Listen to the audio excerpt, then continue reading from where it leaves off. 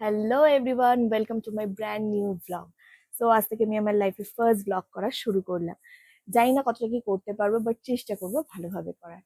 তো তোমরা অবশ্যই আমাকে কমেন্টে জানিও কেমন কি হচ্ছে না হচ্ছে। তো চলো আজকের ব্লগটা শুরু করা যাক। আজকে সকাল সকালই বেরিয়ে পড়েছি আমার হাজবেন্ডের সাথে একটু স্যালনের উদ্দেশ্যে।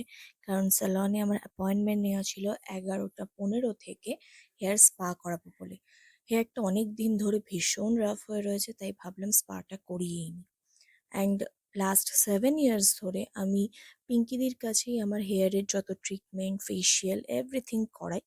তো আমি সেজন্য পিঙ্কিদির কাছেই চলে গেছি, অ্যান্ড আমি পৌঁছেও গেছি রূপাঞ্জনা বিউটি স্যালন অ্যান্ড একাডেমিতে। অ্যান্ড আসার পরেই অ্যাজ ইউজুয়াল আমার হেয়ার স্পা শুরু হয়ে গেছে, যেহেতু আমি টাইমে পৌঁছে গেছিলাম। হেড ওয়াশ করার পর এই যে আমাদের পিঙ্কিদি আমার হেয়ার স্পা করা শুরু করে দিয়েছে। হেয়ার স্পায় ক্রিম অ্যাপ্লাই করছে আপাতত। তো আস্তে আস্তে সমস্ত প্রসেসটা দেখাবো তোমাদের। তো এখনো ক্রিম অ্যাপ্লাই করাই চলছে।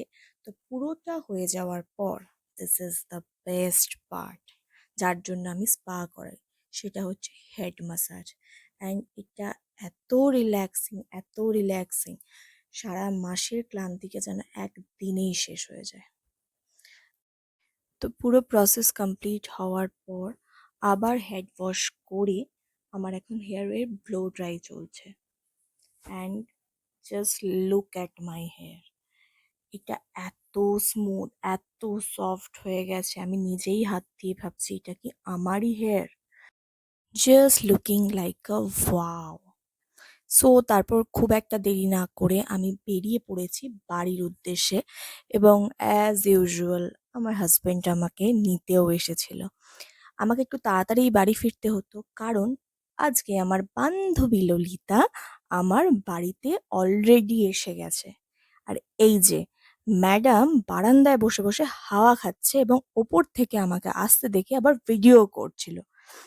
আর আসার পরেই মা আমাদের মাটন আর মাছ লাঞ্চের আগেই ট্রাই করার জন্য দিয়ে দিয়েছিল।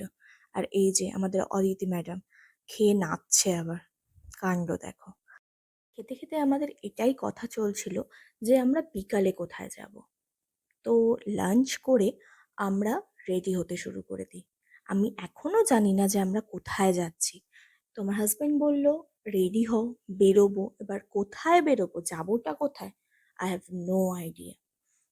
তারপরে ভাবলাম অত শত না ভেবে রেডি তো হই, ঘুরতে তো যাচ্ছি, যেখানে যাবো যাবো।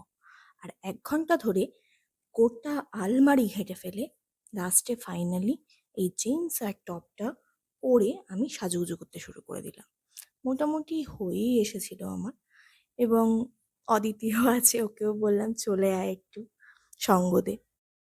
সো ফাইনালি আমি রেডি হয়ে গেছি, খুব হালকা মেকআপ করেছি। কানে যেটা আমি রেগুলার পরে থাকি কানেরটা, ওটাই পরেছিলাম। একটু লিপস্টিক লাগিয়েছি, হাতে একটা ঘড়ি পরেছি এবং একটা ব্যাগ নিয়েছি। ব্যাগটা আমাকে নিতেই হয় ফোন রাখার এবং আমার পার্স রাখার জন্য। তোমরা কিন্তু আমাকে অবশ্যই কমেন্টে জানিও আমাকে কেমন লাগছে। তো বেশি দেরি না করে আমরা সকলে মিলে বেরিয়ে পড়েছিলাম গাড়িতে করে। তো কলকাতার দিকেই রওনা দেওয়া হয়েছে। আমি, আমার হাজবেন্ড, অদিতি, মৌমিতাদি, রঞ্জুদা এবং ওদের ছেলে। সো কোথায় যাব অনেকক্ষণ ধরে ভাবনা চিন্তা করার পর, অনেক কিছু সার্চ করার পর, গুগল বাবাকে ঘেঁটে ফেলার পর পুরো আমরা একটা প্লেস ফাইনালি ডিসাইড করি যে সেখানে যাওয়া হবে। আর আমরা কোথায় যাচ্ছি তোমরা ঠিক একটু পরেই দেখতে পাবে। তার আগে কলকাতার এই রাতের ভিউটা দেখো, অলওয়েজ সুন্দর লাগে। অ্যান্ড ফাইনালি আমরা সেই জায়গায় পৌঁছে গেছি। তোমরা হয়তো অনেকেই জায়গাটা চিনতে পারছো, আবার অনেকে হয়তো চিনতে পারছো না। তো যারা চেনো না তাদের জন্য বলে দিই, আমরা গেছিলাম দ্য স্পিরিট। এটা একটা পাব, আর এখানের অ্যাম্বিয়েন্স আর মেনলি লাইভ মিউজিক তোমরা জাস্ট দেখো, মন ভরে যাবে।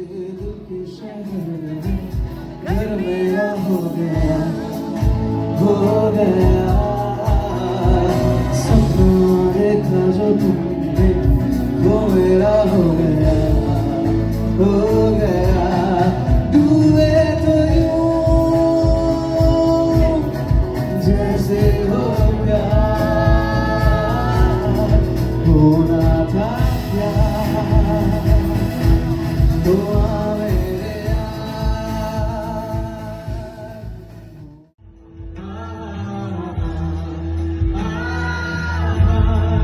यार सपनों का साया पलकों पे आया पल में साया पल में आया फिर भी ये कैसी रही है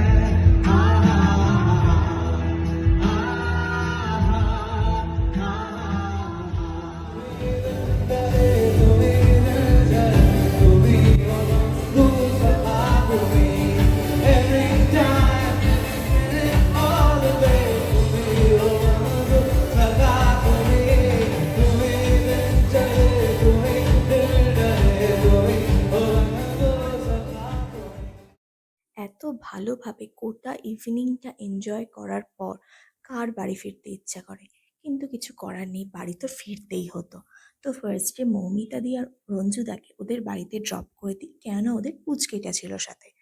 তারপরে আমি আর আমার হাজবেন্ড অদিতিকে ছাড়তে যাই ওর বাড়ির ডোমজুড়ে। ওকে ওর বাড়িতে সেফলি ড্রপ করে দিয়ে আমরা দুজনে বাড়ির উদ্দেশ্যে রওনা দিই। আজকের দিনটা তো আমরা খুবই এনজয় করলাম, খুবই ভালোভাবে কাটালাম। তো তোমরা অবশ্যই আমাকে কমেন্টে জানিও আজকের ব্লগটা তোমাদের কেমন লাগলো। তো চলো, দেখা হবে নেক্সট ব্লগে। টাটা।